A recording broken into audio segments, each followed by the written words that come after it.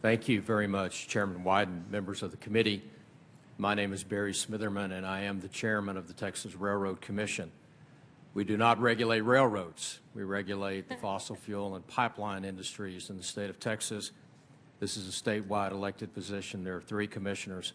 In 3 years, the Texas Railroad Commission will celebrate 125 years of effective regulation. I also happen to be the chairman of the Nehru Gas Committee. Texas has a long-standing history of leading our nation in oil and gas development. Technological advances, predictable regulations, and abundant God-given resources have made Texas the leading oil and gas producing region in America. The Railroad Commission of Texas recently passed 2 rules and plans to pass 2 more this year that implement best practices and address environmental concerns regarding shale gas development. In December of 2011, the Railroad Commission passed one of the nation's first and most comprehensive chemical disclosure rules for hydraulic fracturing fluids. The rule requires Texas operators to post on the public National Chemical Disclosure Registry, fracfocus.org, a listing of chemical ingredients used to hydraulically fracture a well.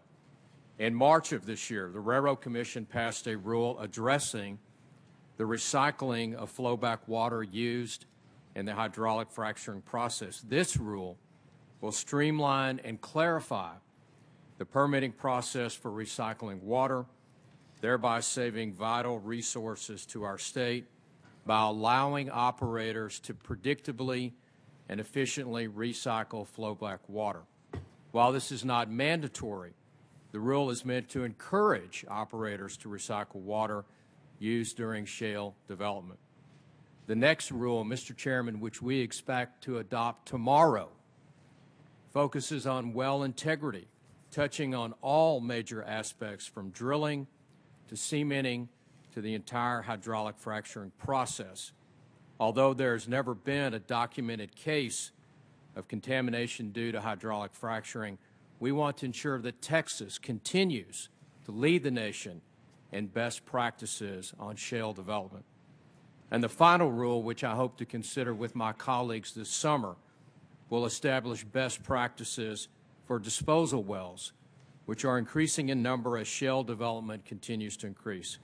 This new rule will clarify our permitting process, improve requirements for notice to landowners, and add to the existing rule conditions that have been used in practice in Texas but are not yet part of our rules. A final topic to address is the issue of fugitive methane emissions. You spoke about this in your opening comments. The Railroad Commission has a rule in place that limits an operator's right to flare gas while drilling a well for 10 days after well completion. When an extended period of time for flaring of casing head gas is necessary, the Commission may issue flare permits for an additional period of time. Flare permits in excess of these time requirements require Commission approval, and on numerous occasions we have issued flaring violations.